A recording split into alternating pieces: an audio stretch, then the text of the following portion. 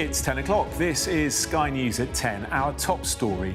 Treated as an inconvenience, a shocking report on maternity care calls for radical change to reduce the number of women traumatised by the experience of giving birth. Are they Russians? They're the Russians. Yes, they come in groups, like this, of 3 to 5 soldiers. As Ukraine faces an onslaught on two fronts, we report from the outskirts of an embattled town in danger of falling to Russian forces. From friend to foe, Donald Trump's longtime lawyer, Michael Cohen, who once said he'd take a bullet for him, gives evidence against the former president in his hush money trial. A pre-election skirmish between Rishi Sunak and Keir Starmer over national security as the Prime Minister warns of the greatest threat of nuclear war since the Cuban Missile Crisis. But a new legal setback for the government's Rwanda policy as a court says that its Illegal Migration Act should not apply in Northern Ireland. Plus, handing over the reins, Prince William takes command of the Army Air Corps in which his brother used to serve. And we'll take a first look at tomorrow's front pages in our press preview from 10:30 right through till midnight.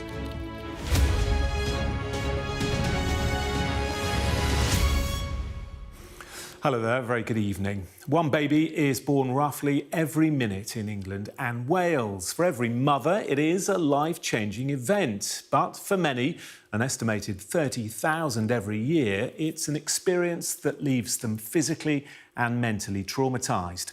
And the cost is not only borne by the mother, her baby and her family. The NHS spends more than £1 billion, over a third of its annual maternity budget, on negligence complaints relating to childbirth. Well, today a parliamentary inquiry published its findings, drawing on the evidence of more than 1,000 women across the UK. Many describing being treated as an inconvenience and of giving birth in horrific circumstances. It calls for the creation of a maternity commissioner and an end to the postcode lottery on services. Sky's Laura Bunlock reports. I was literally left lying on the ground in pain, wanting to die as the pain was so intense and unbearable. I was scared to be intimate with my husband as the risk of soiling myself was so high. I would never have another child. I was covered in blood and my own faeces, but there was no one to help me wash. A plastic sheet was put on the bed, and I lay on it in my filth. These are some of the 1,300 harrowing testimonies, each one from women who've suffered a traumatic birth, and all now shared with a national inquiry. And obviously it was not looking good. It was the most terrifying experience of my life. The MP Theo Clark started the birth trauma debate and led the first cross-party inquiry. It found women are often neglected, ignored and belittled. There is a postcode lottery on maternity services in this country, and to me that didn't seem right, and that's why I'm calling on the Prime Minister today to have a national maternity framework which will set out a standardised maternity policy to all NHS trusts. The report exposes a lack of compassion and a culture of cover-up. It calls for a new maternity commissioner. Difficult questions and points we put to the Health Secretary. Do you accept you failed these women, you're still failing women, and will you, as Health Secretary, apologise? So, first of all, can I thank all of the women who have come forward, not just for the report, but I know have been contacting Sky and other media outlets. For the first time in the NHS's history, you have not just a Secretary of State for Health who is a mum, but also the Chief Executive of NHS England is a mum as well, Amanda Pritchard, and we are working together to try to address some of these issues that we know have arisen in recent years. How confident are you we're not going to have another maternity scandal? Because there have been several, haven't there? I think we are in a position of transition. So the reason that NHS England brought forward its 3-year plan is because NHS England itself acknowledges it's going to take time to make all of these changes across the country. Those changes too late for those who shared stories with the inquiry. I think we all know that there are a lot of areas where things could be better and things could be improved. But I don't think until this point there's been a real understanding and awareness of just how prevalent it is and how many women suffer from birth trauma. There is now greater awareness and political engagement. But for those pushing for change, the progress so far is simply too slow. Well, Laura is here with me now. Laura, really tough, some of those stories from mums, aren't they, to listen to? But this issue clearly getting lots of attention now. What are the chances of real change coming? Well, I think after so many women staying silent for so many years, one of the changes we've obviously seen is that people are talking about birth trauma, politicians on both sides engaging with it, the government making pledges and promises to do something about it. When I spoke to the Health Secretary earlier, she said, look, we're 1 year into this 3-year plan, that change is coming, things are moving. But speak to those who've been long campaigning about birth trauma, and they will say, of course, an inquiry is welcome, another report is welcome, but we've had report after report that if you look at the scandals surrounding maternity services, each one with its own investigation, each one with its own set of recommendations, that the blueprint for change has been written again and again, and yet when it comes to anything happening, it's painfully slow to see any real progress. That's why some are sceptical. Others are saying there's a broader issue here, and it's an issue because this is a service affecting and impacting women. Like many other similar services, it's just not been treated seriously enough. I think it's very interesting, the Health Secretary said today, and was very keen to point out, she is a mum, that the head of NHS England is a mum, that this is not just professional but personal too. But I think it is deeds, not words, that will judge if there is a shift in the system and the services that are frankly letting down so many women so badly at such a vulnerable time. Yeah, of course. Laura, thank you. To Ukraine now, and Ukraine has warned that Vladimir Putin's reshuffle government is a prelude to a ramping up of the Russian war effort, even as the situation on the ground becomes more fluid and more dangerous. The major concern for Kyiv is the opening up of multiple fronts in the east and northeast as Russia works to stretch limited Ukrainian resources. Russia continues to push in the Donbass, particularly around Chasiv Yar, a hilltop city that would offer a gateway to the rest of the eastern region. But it is in the north where they've made the most rapid advances in the last week, capturing around 40 square miles of territory and could soon be within artillery range of Ukraine's second city, Kharkiv. Kyiv has rushed troops to the area, but Russia continues to make advances, today entering one of the largest towns in the region, Vovchansk. Our security and defence editor, Deborah Haynes, reports from near the embattled town. They are advancing in a residential area of Vovchansk and moving into people's houses. Russian troops inside the border town of Vovchansk earlier today. This drone footage was shared exclusively with Sky News by a Ukrainian soldier who's also on the ground battling the assault.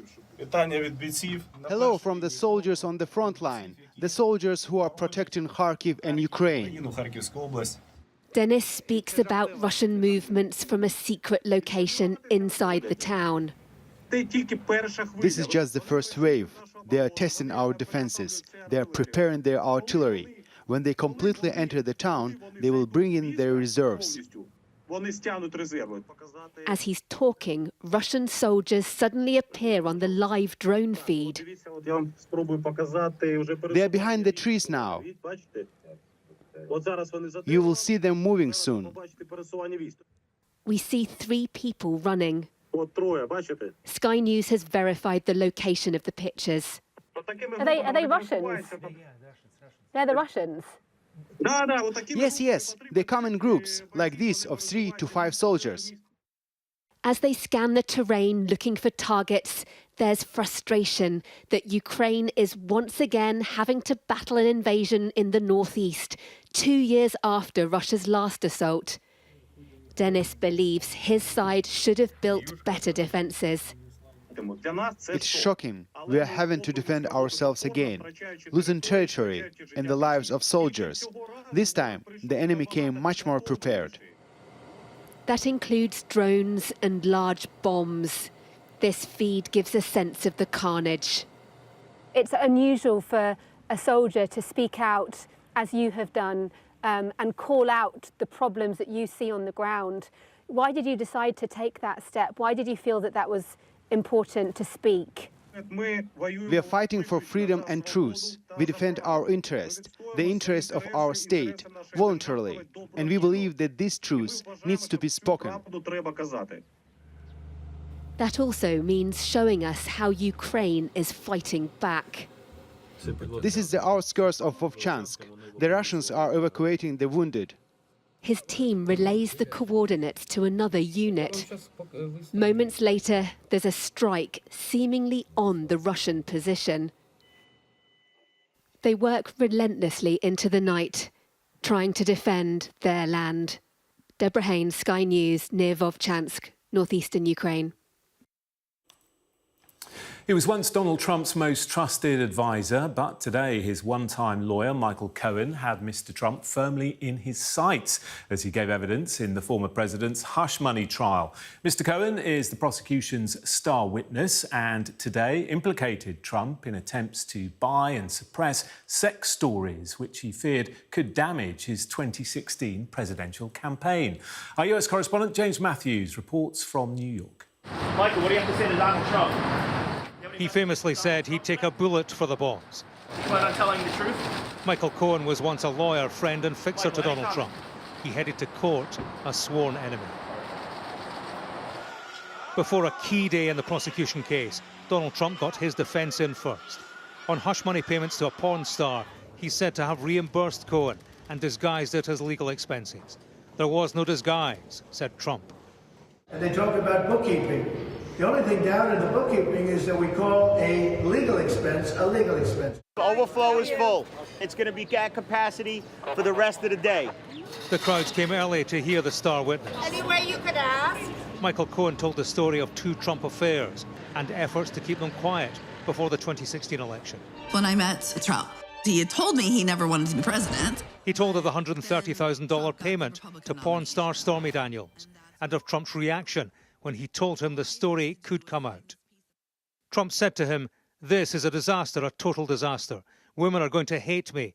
Guys, they think it's cool, but this is going to be a disaster for the campaign." On silencing the story, Cohen said Trump told him, "Push it out as long as you can. Just get past the election. And if I win, it won't have any relevance. If I lose, I don't really care." The Manhattan court then heard of another affair and another payoff. Karen McDougal, a former Playboy model, was paid $150,000. Donald Trump denied the affair. He listened as a phone call Cohen recorded between them was played in court. In it, Trump speaks about paying $150. I've spoken to Alan Weisselberg about how to set the whole thing up with funding. Yes. Michael Cohen was asked by the prosecutor, "Did you at times lie for him?" He said, "I did. It's what was needed to accomplish the task." Michael Cohen described a meeting in Donald Trump's office in which he was told he would receive $420,000 approved by Donald Trump. He said it was designed as payments to be personal counsel, but actually it was a repayment of the payment to Stormy Daniels. Michael Cohen has seen the inside of a courtroom before and been convicted of a number of crimes. It is a credibility issue which Donald Trump's defense team will seek to exploit when they cross-examine him. In the half of this court building left undemolished, from the defense, it will be the cold shoulder for the friend turned foe. James Matthews, Sky News, in New York. Back here, we may still not know the date, but there is no question that both the Prime Minister and Keir Starmer are already in full election mode. Today, Rishi Sunak used a wide-ranging speech to warn that Labour could not be trusted on security at a time when, he claimed, the world was closer to nuclear conflict than at any point since the Cold War. The Labour leader accused the Conservatives of hollowing out the UK's armed forces. But the Prime Minister's attack on Mr Starmer risked being overshadowed by yet another setback for his flagship immigration policy. Here's our Deputy Political Editor, Sam Coates. I do. My Prime Minister. Rishi Sunak today pitching his big argument for the next election. The country cannot risk change, militarily, economically, or politically. I'm convinced that the next few years will be some of the most dangerous, yet the most transformational that our country has ever known. Who has the clear plan and bold ideas to deliver a secure future for you and your family? The Prime Minister painted a grim picture of a world filled with threats of every kind. Russia, Iran, China, Hamas, gender activists, Scottish nationalists. Labour, he said, was more focused on the chaos of the Liz Truss era than what's to come. It wasn't all doom and gloom. His reasons for optimism spanned from AI tech to football kits, a very wide-ranging speech with one big campaign message. You can trust me to keep you and your family safe and secure from the threats we face at home and abroad. Because with bold action and a clear plan, we can and we will create a secure future. The 30-minute speech contained no new policy, but the Prime Minister has already pledged to raise defence spending to 2.5% of national income by 2030, and his party desperately needs the political credit to escape tanking at the polls. Rishi Sunak presented the prospect of a Keir Starmer victory as a boost for Vladimir Putin. This is going to be the tone of the general election campaign for weeks and months to come. Now, the Tories have used fear to beat Labour opponents in the past, but will it work this time for a Prime Minister who sometimes seems to struggle to catch a break?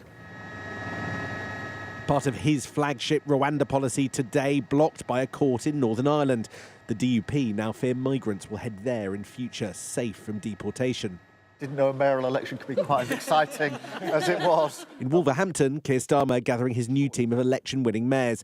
Labour would scrap the Rwanda policy. Its leader says security is his first priority. Prime Minister today has made a speech. I think it's his 7th reset in 18 months. And we can't afford another 5 years of this government's chaos and division because there's a cost to that. Both of these men want to be the one that you trust with the nation's security. But study them closely. If they look and sound the same on this, will anyone be convinced that they're that different? Sam Coates, Sky News, Westminster. Well, let's bring in Sam. He's in Downing Street for us this evening. So, Sam, the election campaign is essentially underway, but as you mentioned in your report there, a potential setback for the Prime Minister in an area that will be crucial to the Conservatives' election strategy. That's right, Jonathan. At the heart of Rishi Sunak's speech was an argument that it is important to stick with the Conservatives for safety and security reasons rather than flip to Labour because of all the uncertainty that there is in the world. But even Rishi Sunak's policies are breeding uncertainty.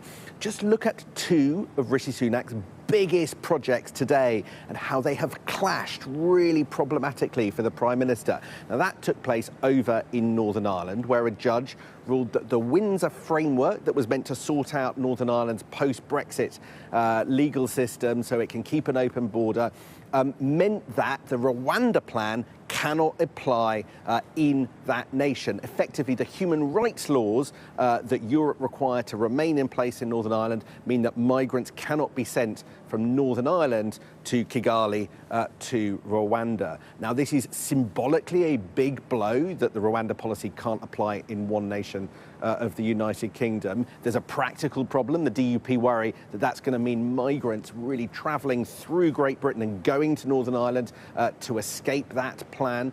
But it also just undermines what I think Rishi Sunak would regard as one of his big achievements, the Windsor framework, because it reminds people that Northern Ireland remains different, that he didn't sort out some of the fundamental differences between Great Britain and there with his Windsor framework.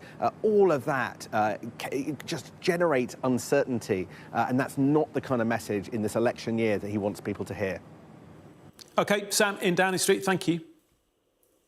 The former Soviet Republic of Georgia is braced for renewed unrest after riot police dispersed protesters outside the country's parliament, provoked by controversial legislation. Thousands have taken to the streets to protest against the measures which target civic and press freedoms. It's similar to legislation used by Russia to crack down on critics of the Kremlin. From the capital, Tbilisi, Sky's international affairs editor Dominic Waghorn sent this report. They are scenes we're more used to seeing on the streets of Moscow. Snatch squads storming peaceful protests outside Georgia's parliament, grabbing people and beating them as they're dragged away. As masked men moved into the crowd, our camera filmed up close as one protester after another was taken by force. This police violence is now being condemned by Georgia's allies. The crackdown started at dawn. Ranks of police drawn up, ready to move in. So there are thousands of protesters here, just after dawn, outside the Parliament building, and they are being ordered to disperse by the police here. And then up the street here, a huge number of police, most of them in masks, backed up by water cannon, ready to move in if the crowd does not move on. We thought last time, we thought that we overthrow this autocracy, but now they are bringing back again and they are dragging us to Russia. This is the Russian style of ruling. As these Ministry of Interior security forces swept in, protesters tried to hold their ground.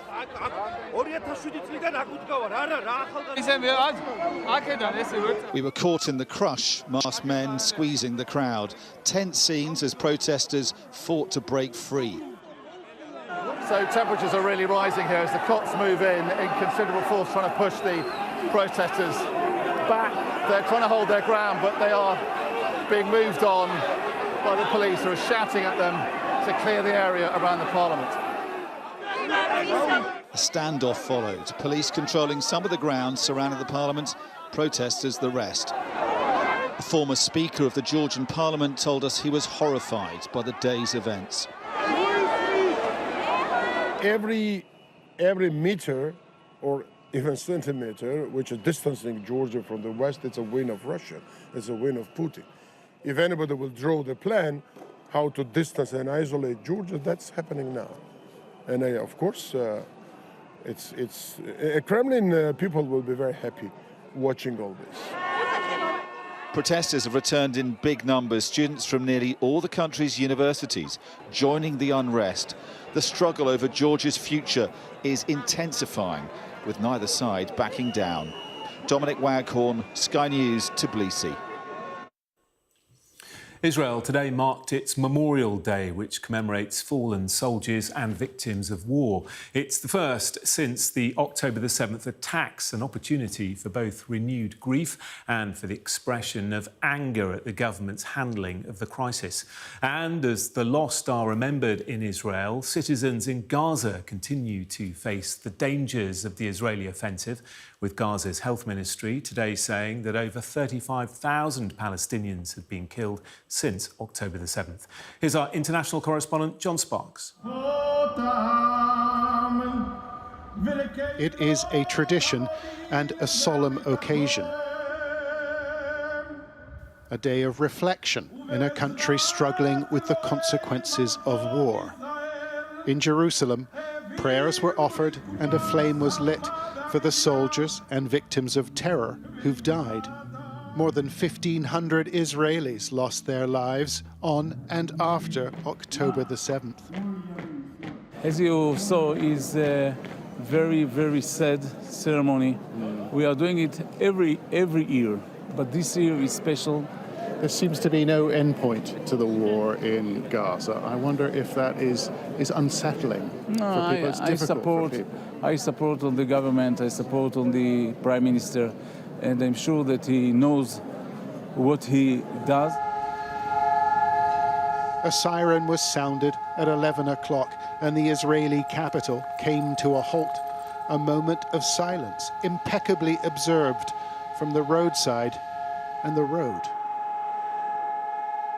But the divisions in this country were also on show.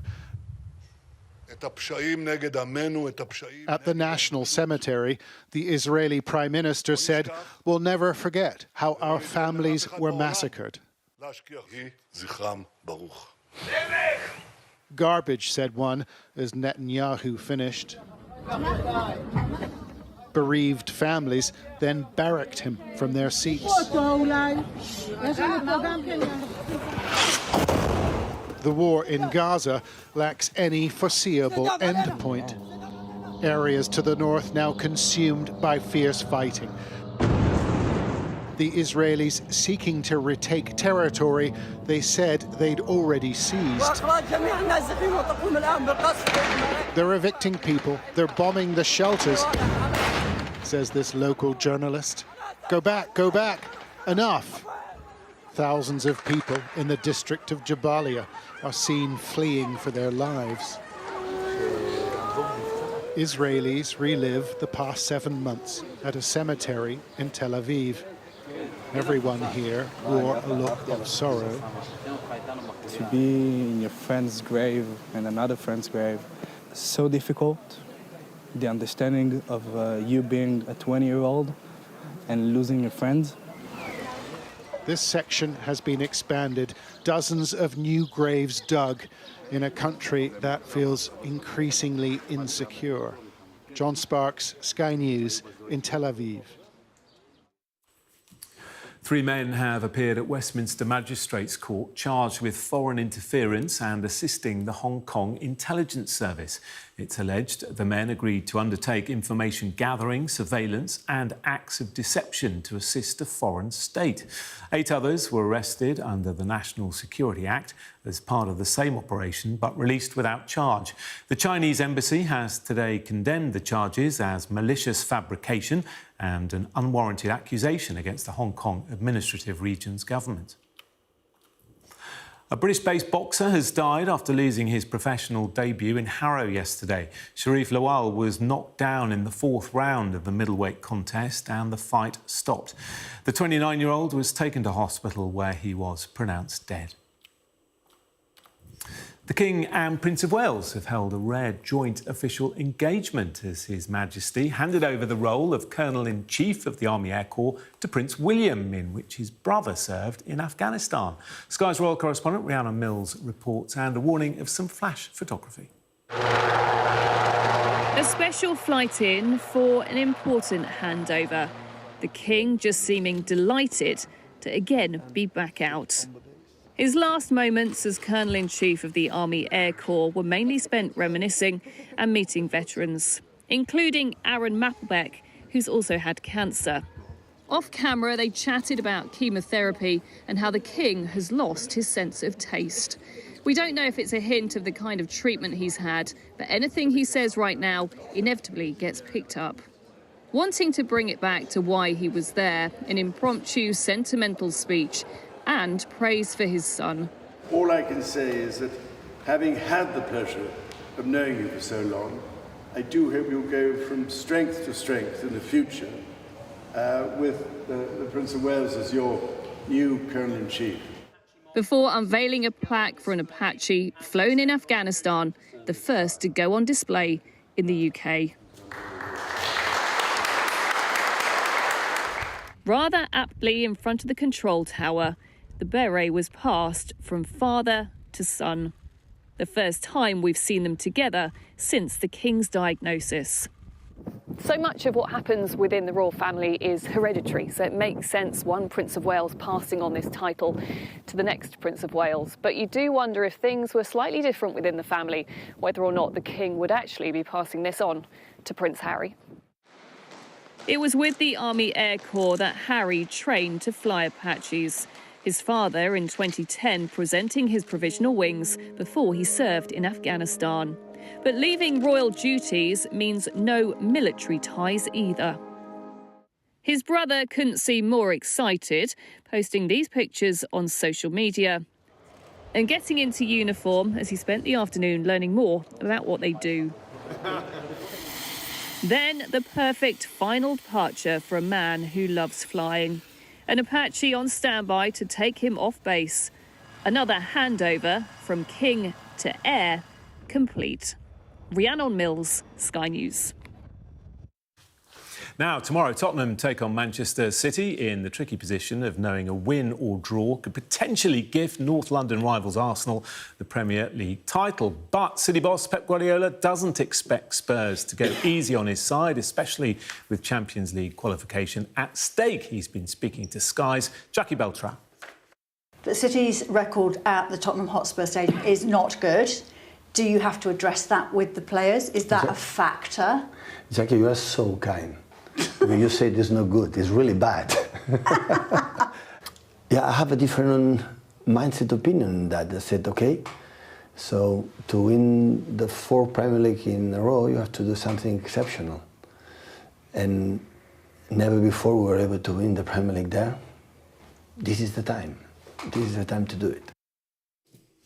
And you can watch Jackie Beltran's full interview with Pep Guardiola on the Sky News Breakfast Show. Catch that tomorrow morning from 6 a.m. And that was Sky News at 10. Coming up, we'll take a first look at tomorrow's papers in the press preview. Tonight, we're joined by Pippa Carrera, political editor of The Guardian, and Harry Cole, political editor at The Sun. See you in a couple of minutes.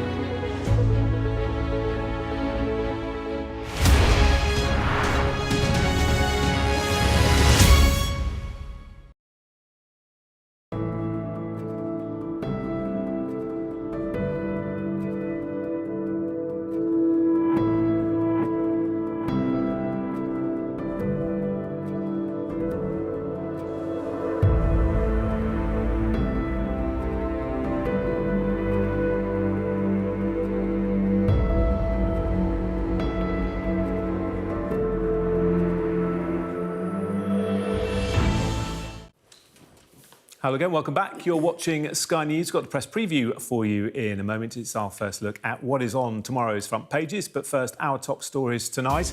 A health minister has apologised after a new parliamentary report concluded poor care in maternity services is frequently tolerated as normal, and women are often treated as an inconvenience.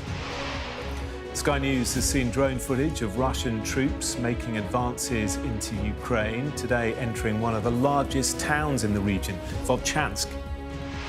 And at Donald Trump's hush money trial, his longtime lawyer, Michael Cohen, implicated the former president in attempts to buy and suppress sex stories, which he feared could damage his 2016 presidential campaign.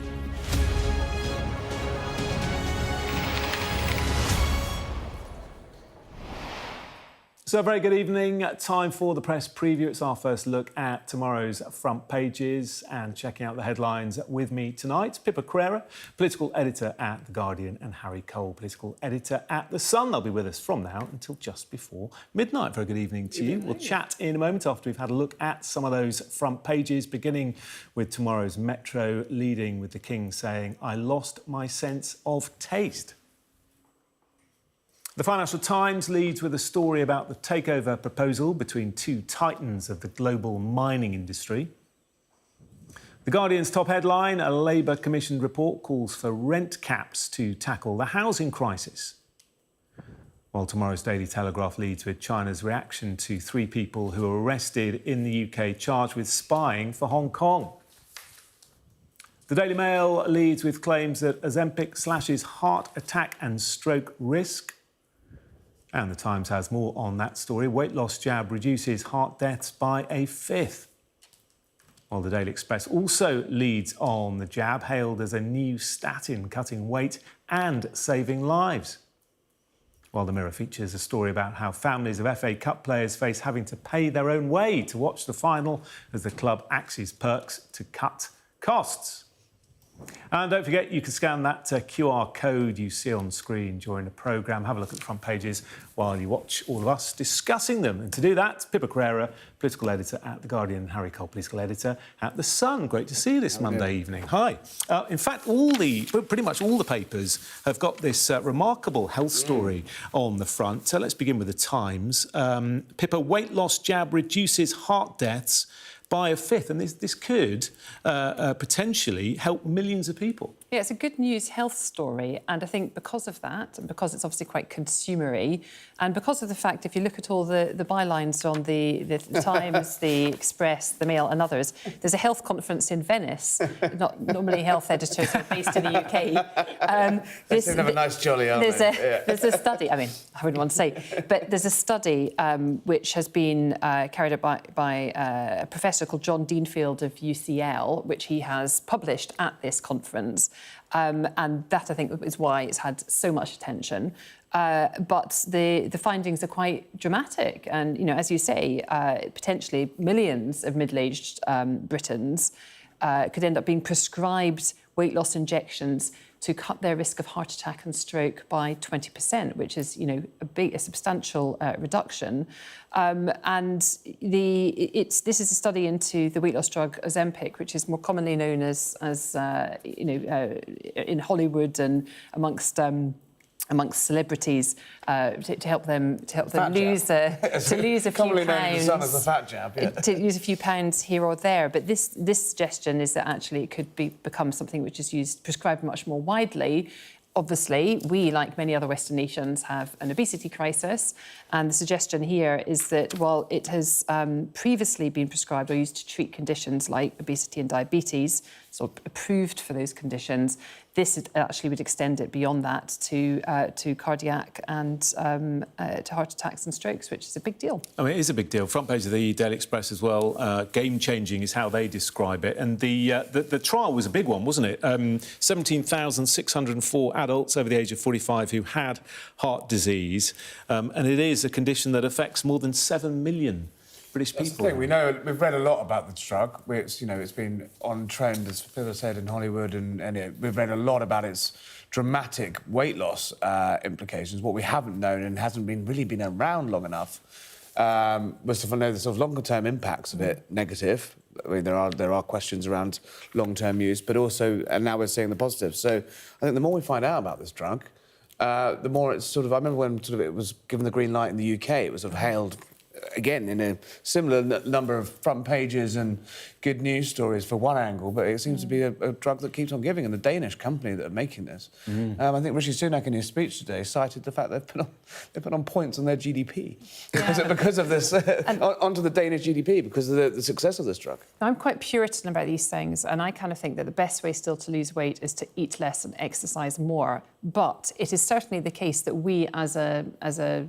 nation, it's not just Britain, of course, it's the Western world, have got actually quite lazy about this as well. And if there is the option of using this to not just to lose weight, but also potentially to have a serious impact on your and also your health you have to wonder whether chances. the decline in heart disease and the risk of heart attacks and strokes is because you've lost weight. Are you at a higher risk because if you are larger and obese, you are much... And all the participants in the trial were overweight or obese as well. So. I wonder if all those health correspondents in Venice are eating pizza. Knocking back a few glasses of red wine. That's good for the heart, isn't it? Cooking up tomorrow's front pages for us. They don't get out much. It's nice to see them. It's nice to see them on the front for once. It is. Let's move on to politics then. Looking in the Times, they've gone for Labour can't stand up to Putin and China like I can, says Sunak. Harry, can Labour be trusted with the nation's security, do you think? This is always... Sunak doubts it. This is always a sort of comfort zone, I think, that the Conservative parties revert to.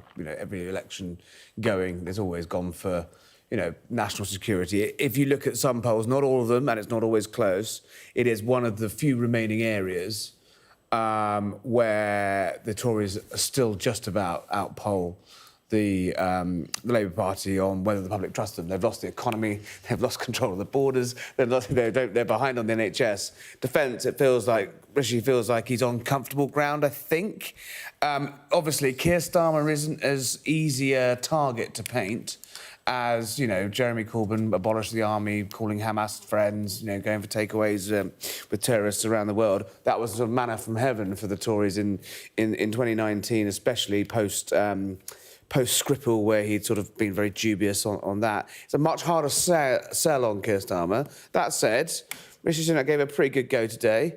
It was a quite strange speech because he went from he opened up by saying, we've never been more close to nuclear war since the Cuban Missile Crisis, and these crinks, China, Russia, Iran, North Korea, this new sort of axis, this new enemy that we're facing, is all... And then he sort of tried to end the speech on a sort of note of optimism, but everything's going to be OK if you stick with me. And it was a bit of a mess, but you can see the dividing lines being sort of painted in very sort of primary colours.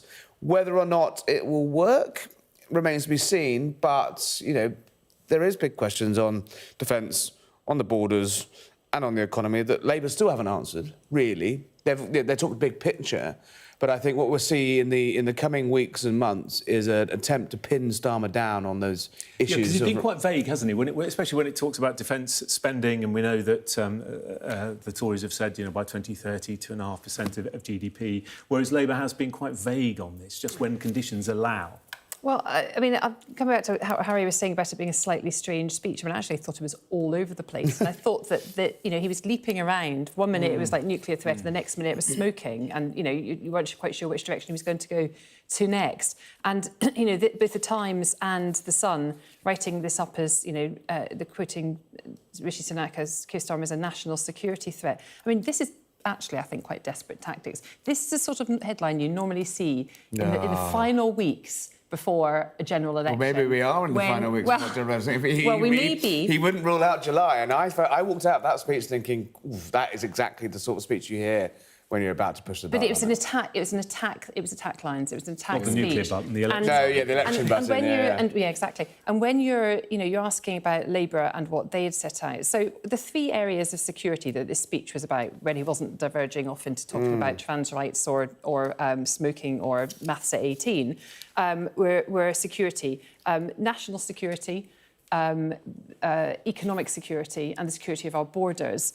And if you take national security and defence, as Harry rightly says, Keir Starmer is a harder target for the government, for the Tories, than Jeremy Corbyn was. Yeah. But Labour is still pretty nervous about and work very hard to sort of kind of, have Starmer rightly so. They've got a lot of work to do. They've got a lot of work to do on that. And to try and show that they're a changed Labour Party. But, the 2.5% commitment, just taking the defence aspect of it, which by 2030, which Sunak announced on a trip that I was on a couple of weeks ago to Poland, Labour had called for a 2.5% of GDP commitment for defence on the 12th of April on a trip to Barrow in the northwest. What they didn't do is put a timeline on it. What they said that they would do is when the economy could sustain it, could afford it. And by resisting putting a timescale on it now, because they argue they don't know what the situation is going to be that they inherit economically, they feel that that's created a dividing line for the Tories. The other one, obviously, of course, is on border security. And Sunak's had a bit of a blow. It could yet go either way, the Natalie Elphicke defection. But, this is the MP for Dover, and they felt that the MP for Dover, who was actually pretty right-wing on migration, defecting to the Labour Party, showed people, this is their argument, shows people that not only that can Labour win anywhere in the country, as the local election suggested, but also that they can win with any type of voter. And it's kind of like a message to people that might vote to reform. It's got to be believable. And say, come to Labour instead. It's got to be believable, and everyone's looked at that and gone, nah. Even Labour's MPs have looked at that and gone, this is nonsense. This is about, short-term political wins and headlines at PMQs rather than actually... What was the great, fantastic line, and I can't believe I'm going to say this, from Neil Kinnock, who said, the Labour Party's a broad church, but even churches have wars. That's right. Which I sort of summed up some of the mood anyway. But the Labour do have a lot to do. They do have a lot of movements to do. At the end of the day, I know it's, it was, 5 years ago in British politics, seems like a very long time. Keir Starmer was saying, make Jeremy Corbyn the Prime Minister. He was one of those people that sat... Well, half the cabinet rode in behind Liz Truss. Yeah, but Liz Truss is not, is not cozying up to terrorists. Well, she crashed the economy. Oh, come on. You cannot compare the long history of anti-British sentiment, actions and dangerous politics of Jeremy Corbyn to a politician who you disagree with on economic... Jeremy Corbyn was, the fact that they were even willing to contemplate putting him into number 10 remains terrifying. And, the media... I don't think they thought he could win, in Westminster have sort of moved on from it. But I think in the public's mind, I think they still remember it. Do you know, we're going to have to move on from it as well. It's time. We're going to be arguing about this. I know you are. You can carry on during the ads. More stories we'll be discussing include this on the front of The Guardian. Its headline, Labour report calls for rent caps to tackle the growing housing crisis. We'll be back in a couple of minutes.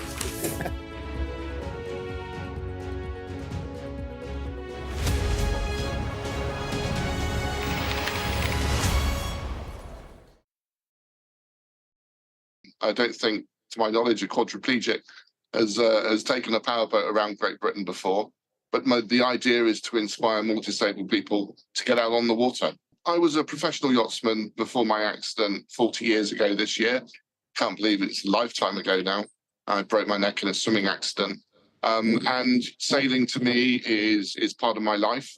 I love being out on the water. I think it's very therapeutic for all of us to, get out, spend some time on the water, and the idea is to inspire others to do so. As you say, I sailed around Great Britain in 2007, and I sailed the Atlantic a few years later. This is altogether different. This is about Wet Wheels, the charity I founded. I'm on a beautiful 9-metre power catamaran. We have 8 of these around the country now, taking more than 10,000 people a year. And the idea is to help raise awareness and raise money to buy another 4 of them. We start here at 10 o'clock this morning from Tower Bridge. HMS President, Lord Mayor of London, Michael Manelli, is coming to wave me off. And then we head clockwise round to Dover, along the south coast, Portsmouth, Falmouth, and then up to Wales, Northern Ireland, then hopefully up around the top of Scotland. And all things being well, we should be back, crikey, 4 or 5 weeks' time. I've told my wife it'll take 3 weeks, so it may take a little bit longer than that. So the nice and easy way is through our Wet Wheels Foundation, wetwheels.org. But if they want to find out more about this particular challenge on Wet Wheels, then we have a website called finishingthedream.co.uk, and people can go along there and donate and help support us and see where we are. We have a tracker. I think it's important to mention that my injury is I'm paralysed from the chest down. I can't move my fingers, so I'm sat right now in a big powered electric wheelchair. And these boats are designed to take disabled people. I go up under a ramp and I can steer the boat even with my disability. So it is genuinely a challenge. For me physically, it's going to be difficult. 1,500 miles at sea, some quite big seas, being pounded and, the impact it's going to take on my body. But we're expecting to stop in about 18 to 20 places. And we have a road crew following us.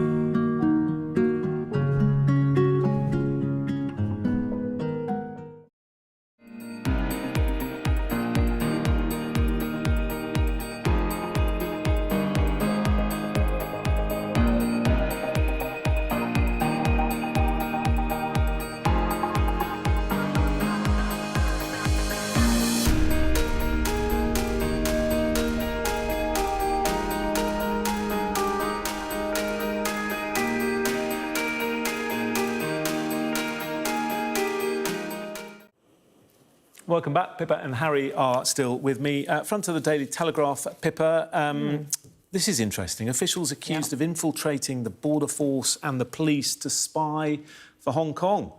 Yeah, it's really interesting, isn't it? And it's the latest in a line of Chinese attacks or infiltrations of the UK. Obviously, recently we had the hack of the Ministry of Defence database. Their salary details and so on. And now we have a border force officer and a Home Office immigration official among 3 people charged with spying for Hong Kong. You'll remember, of course, that there was a big crackdown by China on pro-democracy protesters in Hong Kong in 2019. And ever since then, there's been concerns that Beijing has been harassing dissidents in the UK. The UK government gave 3 million Hong Kong residents the right to move to the UK permanently. In 2020. So, a huge number of people, 125,000, I think, have come over and entered the UK since then. Huge migrant wave. But these 3 individuals, it's particularly worrying because obviously they're working for Border Force and for the Home Office's own enforcement system. And the Home Office has ordered a review of recruitment, vetting and supervision procedures in the wake of this police investigation. But the mind boggles a bit as to what sort of information they potentially could have access to. Yeah, what we're saying, in the last few months, we've noticed an increase in number of people being arrested and called out for this stuff. There was a decision made about 2.5 years ago at sort of national security level of, right, we are going to start escalating, like, we're not going to take this anymore. Perhaps knowing that people were, meddling in our country, there was a decision to escalate it. The National Security Act was passed last year, which made it easier to detain people. And this is what we're seeing. The evidence threshold is much lower for arrest now. Yeah, allegations, of course. Allegations as they stand. But what I would say is that there's something very wrong gone on at Border Force here. I mean, former Border Force chief executives and the like have heads have rolled for a much less than this. And if there was, if these 3 were, if these 2 were involved in Border Force, we need to have a proper root and branch look at who else is there. And then you got to look at the motivations of it. Was it cash? Was it ideology? Was it a bit of both? What's, who, if that is what's happening, if it's a systematic infiltration of our borders. Yes, I mean another absolute case ongoing. So court case ongoing, but an absolute whopper on the Home Secretary's desk again. I'm going to move on just because we've only got 1 minute left, and I want Pippa to just tell us about this on the front of your paper. So this is very quickly. This is a report that was commissioned by Lisa Nandy when she was Shadow Housing Secretary. Obviously, she's not in that job anymore, but the report was carried out by a Labour council leader into rent caps, actually into the whole housing market. But one of the recommendations that the report makes is about capping rent rises. It's not a rent freeze. And which of course economists have warned could damage the supply in the housing market. But what the suggestion is that when people are renewing tenancies, the rises could be capped at either inflation or at local wage growth, whichever of those is the lower. And the report also recommends rent review, that raising rents mid-tenancy could be banned, and that rent increases could only happen once a year with 4 months' notice to tenant. Those last 2 points are both in the government's renters reform. Slightly different. That's less controversial than the first. But Labour has been clear that this is an independent report. They're saying that they're not having a shadow cabinet minister at the launch. This is a recommendation made to them. Obviously, it puts Stammer under pressure on some of these issues. We can perhaps delve into this a bit more in the next hour. We're going to have to leave it there and take a quick look at the weather. Thanks both for the moment. Well, we've a huge swirl of cloud and rain over us at the moment, and it's promising to stay pretty unsettled for the rest of the week. By first thing on Tuesday, eastern parts will have a very different feel to the weather. The recent warm spell will have been pushed out and it'll be cool and breezy. There will also be some rain with a few heavier bursts at first. Now, towards the west, it will be brighter, but with a scattering of showers. During the day, the rain will spread northwards, breaking up as it does so. Behind the rain band, the showers will get going. These will be most frequent in the southwest, where they could also bring some hail and thunder at times. During the afternoon, the rain will continue to move northwards, lying from western Scotland to East Anglia by evening. Coming up next here on Sky News at 11 o'clock, a major report finds substandard maternity care across the NHS. The Health Secretary promises action to improve the experience.